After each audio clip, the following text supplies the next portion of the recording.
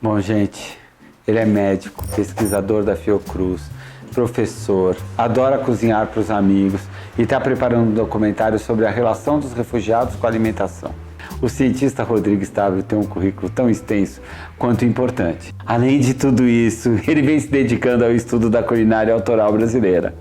Hoje, esse doidão vai conversar comigo sobre alimentação, saúde pública, políticas de inclusão e o melhor de tudo, nós estamos aqui na minha casa e ele vai preparar um prato surpresa da culinária africana.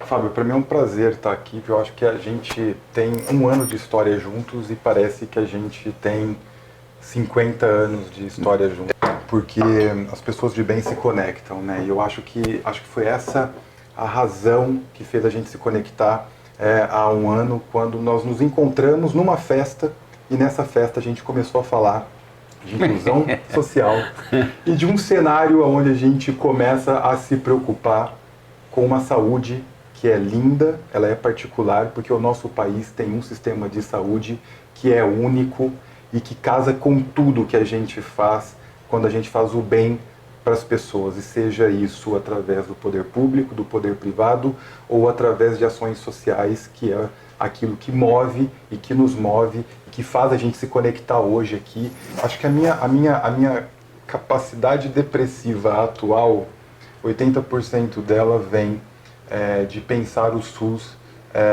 no contemporâneo e qual é o caminho que a gente precisa trilhar para a gente ter ainda um processo que é brilhante, é constitucional, é direito do Estado e é dever do Estado e é direito dos cidadãos brasileiros. Seja qual for o cidadão, qual a sua classe social, a sua renda, a sua cor, o seu sexo, o SUS ele é um presente, né, dado pela Constituinte, né, único, né, a gente não tem um sistema tão complexo e tão completo, né, como nós temos no Brasil. Mas nós temos um dado que assim, me deixa muito depressivo e nós investimos cerca de $500 per capita, né, para oferecer acesso integral à saúde. Quando a gente fala acesso integral à saúde, a gente começa a pensar, sempre vem na minha própria cabeça aquelas filas gigantescas que a gente vê nos postos de saúde, nos hospitais de complexidade, mas a gente consegue abranger uma saúde indígena, uma saúde ribeirinha, uma saúde para um povo que tem as suas particularidades, e quando existe boa gestão e estratégia, chega para essas pessoas. Eu reconheço o valor do SUS e também sei ver os defeitos, especialmente na área odontológica. O SUS nunca chegou na gente, o SUS nunca atendeu efetivamente a área odontológica, mas ele abrange, como um projeto de inclusão social, muito mais gente, muito mais pessoas do que qualquer outro sistema. Então, assim, tem um pedaço nosso que é o seguinte: nós temos que melhorar o SUS, e para isso a gente tem que meter o pau, a gente tem que construir em cima. E tem um outro pedaço nosso que é o seguinte: é reconhecer que é uma política única, no mundo uma das mais importantes. Agora, para você ver um dado que me deixa muito preocupado, né? Então assim, a gente passa por um desmonte da saúde pública brasileira, né? Eu posso ser caçado depois desse vídeo, né? Mas é justamente isso é um desmonte, que acontece, que não começou nesse governo. Tá? Não começou nesse governo, então não estou falando de governo algum. Estou dizendo que nós temos um país que é complexo, continental, e investimos cerca de $500 per capita para a manutenção da saúde integral, que faz transplante 100% na saúde pública, que faz um programa nacional de imunização que só existe na saúde pública no Brasil, também abrangendo, né, quase que 80% daquilo que outros países não conseguem abranger, e a gente bota ali $500 per capita, enquanto que o Canadá coloca 3.500, enquanto que a França coloca 3.800, ou seja, nós estamos num cenário na saúde pública no Brasil de investimentos que remontam à década de 90, né, na virada do século. Ou seja, isso é bem importante. Né, então, assim, os dados que nós temos, então, assim, o que nós investimos na saúde pública atualmente no Brasil, a França investiu em 1998. né? Então o Canadá investia em 1995.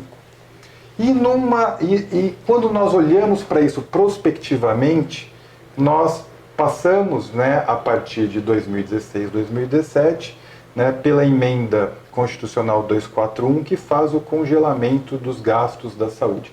Nós sabemos que a gente vive uma crise fiscal, mas nós mesmos na Fiocruz, no Conselho Nacional de Saúde, mostramos que existiam outros mecanismos para fazer o congelamento de gastos, como acabar com renúncia fiscal, taxamento de grandes fortunas, né, aumentar tarifas do tabaco e álcool, porque a gente não pode achar que esse não é um problema brasileiro, né? Então o tabaco causa morte e mortalidade, é o principal índice de acometimento de doenças crônicas, o álcool também, e a gente relaxa ali, né? Então existem mecanismos de melhorar em vez de fazer um congelamento do gasto da saúde. É aquela história, a saúde está ruim, vamos congelar gastos.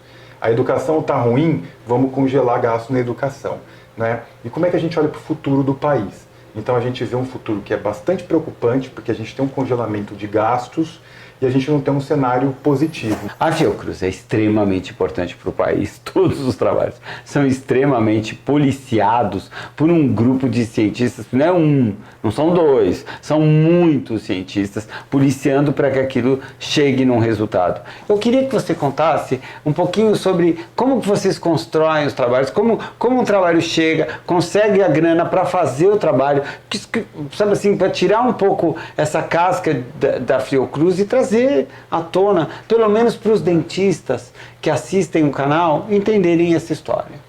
Fábio, você tocou num ponto que eu acho que é muito importante, não só para os dentistas, né, mas acho que para a população em geral, né? Eu acho que a Fiocruz mesmo acabou de publicar, tem um mês esse trabalho, ou 3 semanas, não sei, um trabalho da imagem do cientista para o brasileiro. Então, assim, 70% da população, então, assim, é um dado exorbitante, não sabe qual é o trabalho do cientista brasileiro para o país.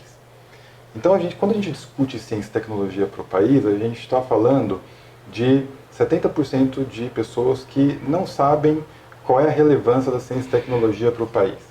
Se hoje eu gosto de usar um telefone celular, se hoje eu gosto de usar a internet, isso veio através da ciência e tecnologia. Se você quer agregar valor para um país, você tem que investir no desenvolvimento científico e tecnológico, porque senão você vai virar sempre uma grande commodity. E a gente sabe, né, na economia 4.0, né, na revolução industrial que a gente sofre, o que vai acontecer com os países que vivem de commodities, né? Então assim, esse é um outro ponto.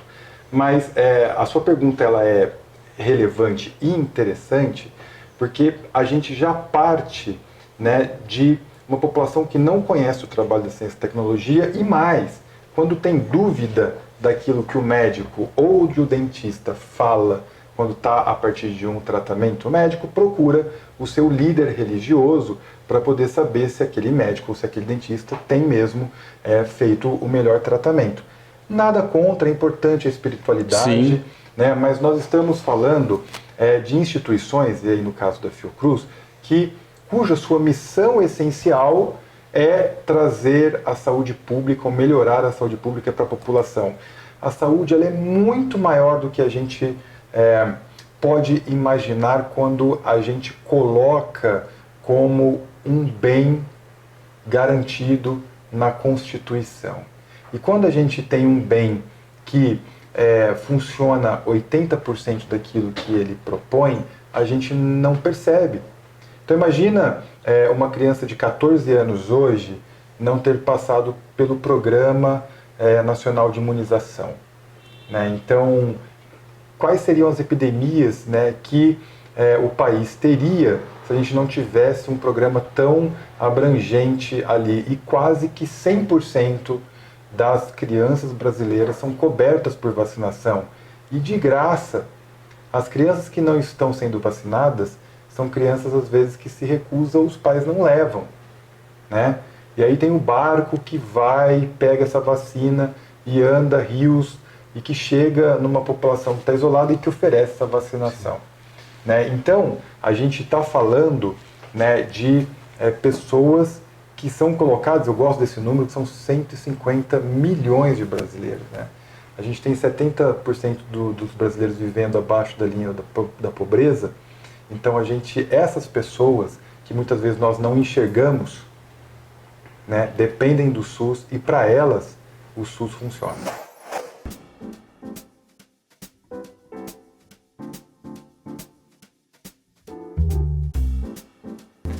Isso aqui é uma comida que é típica, ela está um pouco misturada com a congolesa e com uma comida que vem de Chipre, porque esse pão ele tem uma origem lá do Chipre, né? Mas é uma comida que é típica, esse pão eles usam para o café da manhã, a gente está usando para comer junto, com uma preparação que tem sabores terrosos, tem sabores que remontam o carboidrato puro, que é o próprio fufu, que é, né, apenas carboidrato, e o lance é comer tudo junto. Obrigado, Rô!